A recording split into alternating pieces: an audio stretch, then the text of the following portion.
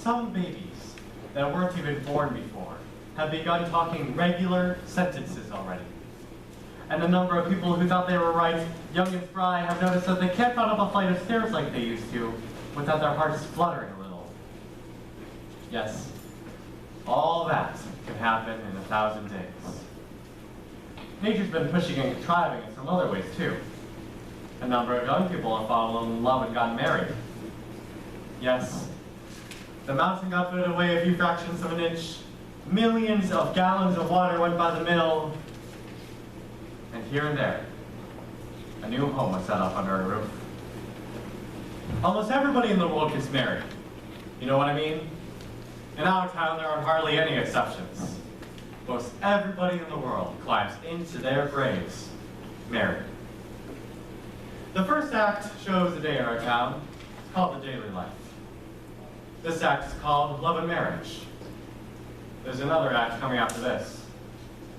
I reckon you can guess what that one's about. So, it's 3 years later. It's 1904. It's July 7th, just after high school commencement. That's the time most of our young people jump up and get married. As soon as they pass their last examinations in solid geometry or Cicero's orations, seems like they suddenly feel themselves fit to be married.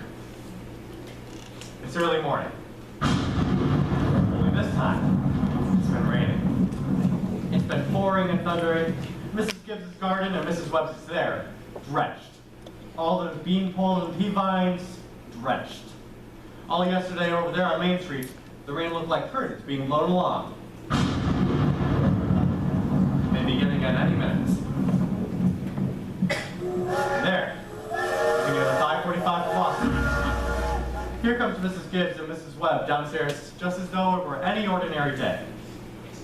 Now, I don't have to tell the women in the audience that those two ladies you see before them, both of those ladies cook 3 meals a day. One of them for 20 years, the other for 40, and no summer vacation. They brought up 2 children apiece, washed, cleaned the house, and never a nervous breakdown. It's like one of those Middle West poets said. You've got to love life to have life, and you've got to have life to love life. It's what they call a vicious cycle. And here comes Howie Newsom delivering the milk. And there's Cindy Crowell delivering the paper like her brother before her. Morning, Howie. Morning, Sid. Anything in the papers I don't know about? Nothing much, except we're losing about the best baseball pitcher Grover's Quarters ever had, George Gibbs. I reckon he is. He could hit and run bases, too. Yep. Mighty fine ball player. Oh! Bessie! Guess I could stop it talking if I have a mind to. I don't see how he could give up such a thing like that just to get married. Would you, Howie? Can't say, Sid. Never had no talent that way. You're a brother, though. Seeing if there's anything I can do to prevent a flood. River's been rising all night. Yeah, well, Cindy here is all worried about George Gibbs retiring from baseball. Yes, sir. That's the way that goes. Back in my day, we had a player, Sid. Not even George Gibbs could touch him. Name of Hank Todd. Went out to Maine and became a parson. Wonderful ball player. How does the weather look to you? Ain't bad. Think maybe it'll clear for good.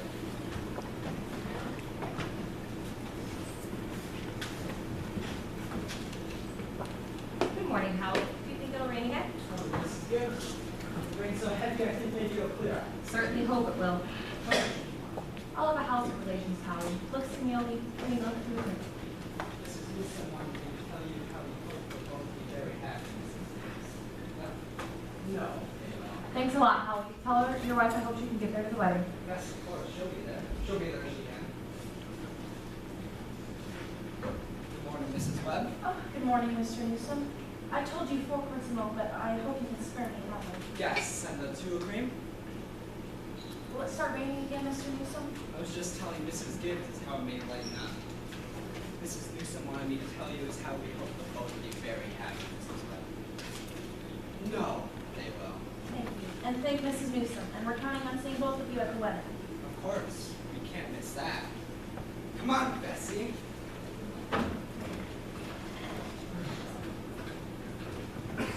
Well, Mom, today's done. You're finally losing one of your chicks. Frank Gibbs, don't you say another word. I feel like crying every minute. Drink your coffee. The groom's up shaving himself, only there ain't an awful lot to shave. Whistling and singing, like he's glad to leave us. Every now and then he whispers, "I do," to the mirror, but it don't sound convincing to me. I declare I don't know how we'll get along. I've arranged to close and see what they should warm things on. Frank, Emily won't think of such things. They're too young. You know, I was just thinking of my wedding morning, Julia. Oh, don't start with that, Frank Gibbs. I was the scaredest young fella in the state of New Hampshire. I thought I'd make a mistake for sure. And when I saw you coming down that aisle, I thought you were the prettiest girl I'd ever seen. Only the trouble was, I'd never seen you before. There I was in a congregational church, marrying a total stranger. And how do you think I felt? Frank, weddings are perfectly awful things. Farces. That's what they are. Here. I've made something for you. Why, Julia Hersey, French toast. Oh, it ain't hard to make, and I had to do something.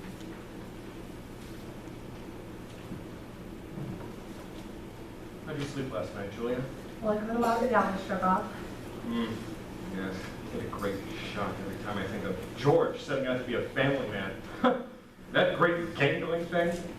I tell you, Julia, there's nothing so terrifying in the world as a son. The relation of father and son is the darkest, awkwardest. Well, mother-daughter's no picnic either, let me tell you. They'll have their troubles, I suppose. But that's not our business. Everyone has a right to their own troubles. Yes, yes, people are meant to go through life as they like to. It ain't naturally lonesome. Julia, do you know one of the things I was most scared of when I first married you? Oh, hush up with you. I was afraid we wouldn't have material for conversation. Won't last us a few weeks. I was afraid we'd run out and eat our meals in silence. That's a fact. Well, you and I have been conversing for 20 years now without any noticeable bearing signs. Yes, good weather, bad weather. We always find something to talk about. Have you heard Rebecca's starting Rochester? No. Only day of the year Rebecca has been managing everybody's business up there. She's hiding in her room. I got the impression she's crying. For Lord's sake, this has got to stop. Rebecca, Rebecca, come down and get your breakfast! Morning, everybody. Only 5 more hours to live.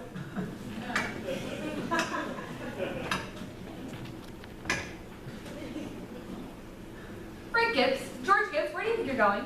Just stepping across the grass to see my girl. Put on your overshoes. It's raining torrents out. Oh, Ma, it's just a step. You don't leave this house unless you're prepared for it. George, do as your mother tells you. From tomorrow on, you can kill yourself in all weathers. But while you're in my house, you'll live wisely. Take a cup of coffee first. I'll be back in a minute.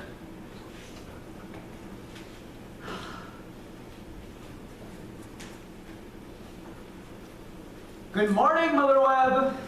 Goodness, you frighten me. George, you can come in and out of the wet, but you know I can't ask you in. Why not? George, you know as well as I do, the groom can't see his bride on his wedding day.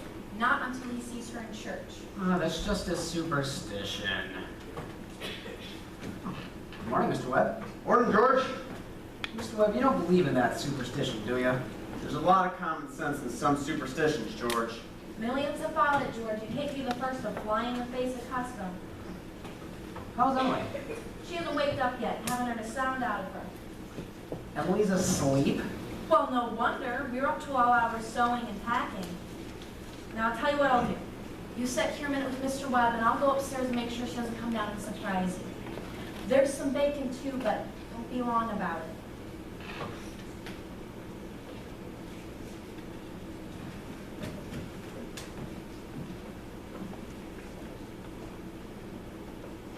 Well, George, how are you?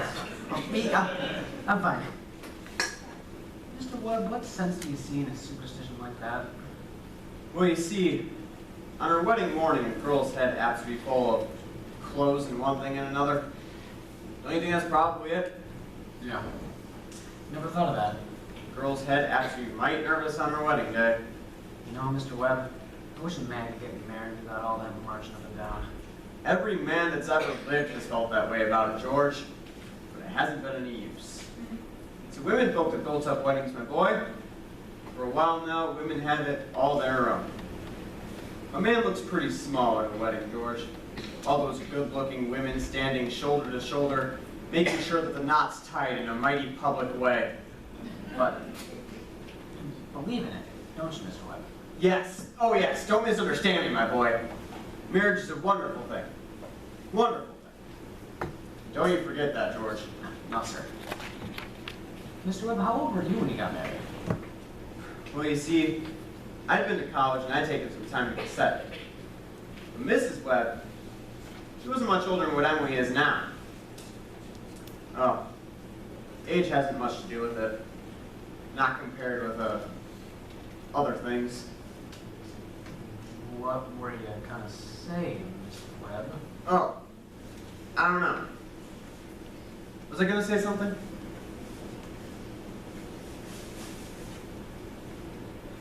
George, I want to give you some advice my father gave me when I got married. Charles, he said, start out early showing who's boss, he said. Best thing to do is to give an order, even if it don't make sense, just so she'll learn to obey. And he said, if anything about your wife irritates you, or conversation or anything, just get up and leave the house. That'll make it clear to her, he said. And, oh yes, he said to never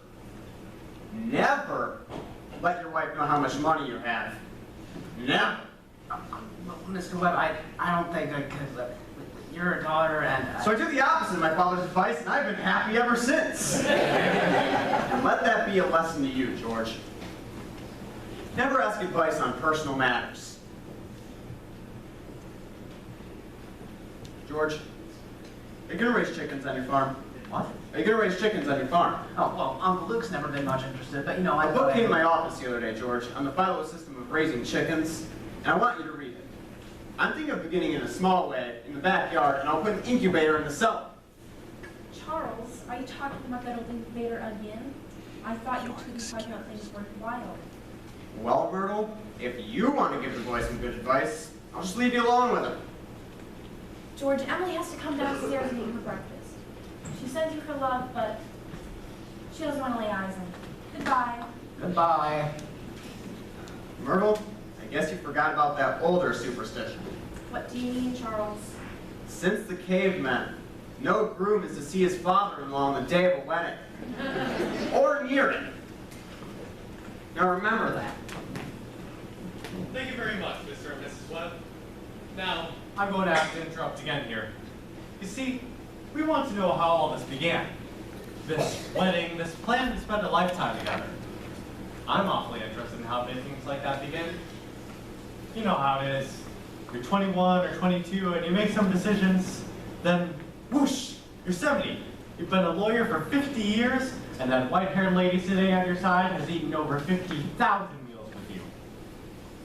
How do such things begin? George and Emily are going to show you now the conversation they had when they first knew that, well, as the saying goes, that they were meant for one another. But before they do, I want you to try and remember what it was like to have been very young, and particularly the days when you were first in love. When you were like a person sleepwalking, and you didn't quite see the street you were in, and you didn't quite hear everything that was said to you. You're just a little bit crazy. Will you remember that, please? Now, something coming out of the high school at 3 o'clock. George has just been elected president of the junior class, and it's June. That means he'll be president of the senior class all next year. And Emily's just been elected secretary and treasurer. I don't have to tell you how important that is. Yep, there they are coming down Main Street now. I can't, Louise. I've got to go home. Oh, Ernestine! Ernestine! Can you come over tonight and do Latin? Isn't that sister the worst thing?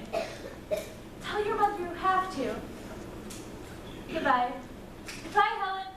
Goodbye, Fred. Can I carry some of your books home for you, Emily? Why, thank you. It isn't far. Excuse me, Madam Emily. Say, Bob, I'm a little late. Start practice anyway. Give her some Long Islands. Goodbye, Lizzie. Goodbye, Lizzie. I'm awfully glad you were elected too, Emily. Thank you. Emily, why are you mad at me? I'm not mad at you. Well, you've been treating me so funny lately. Well, since you asked me, I might as well say it right out. George, goodbye, Miss Corcoran. Goodbye, Miss Corcoran. What is it? I don't like the whole change that's come over you in the last year. I'm sorry if that hurts your feelings, but I've got to tell the truth and shame the devil. Change?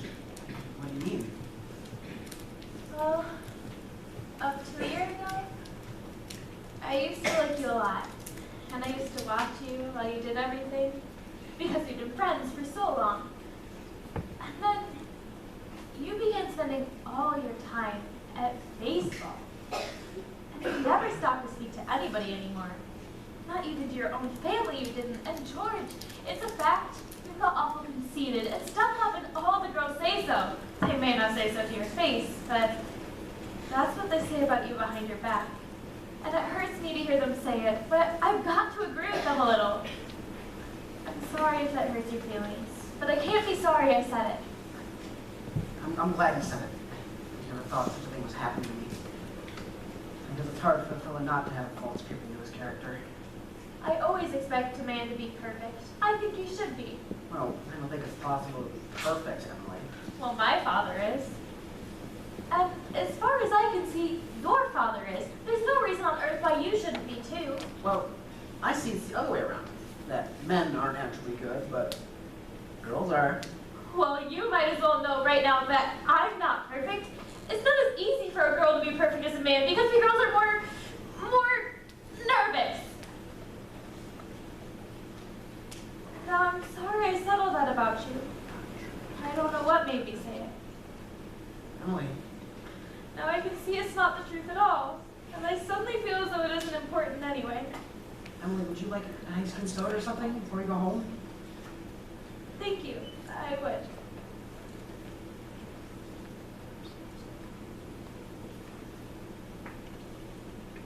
Hello, Stu. How are you? Good afternoon, Mrs. Slocum.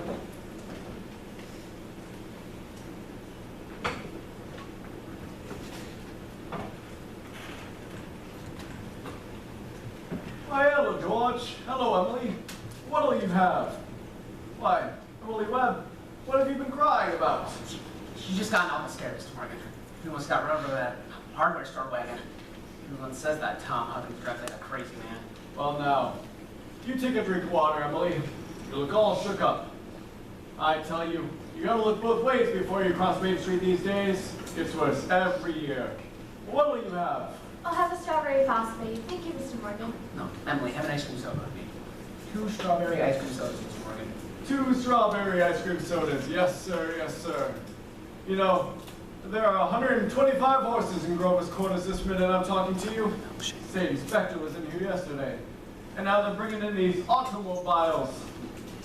Best thing you can do is just stay home. Why, I remember when a dog could go to sleep all day in the middle of Main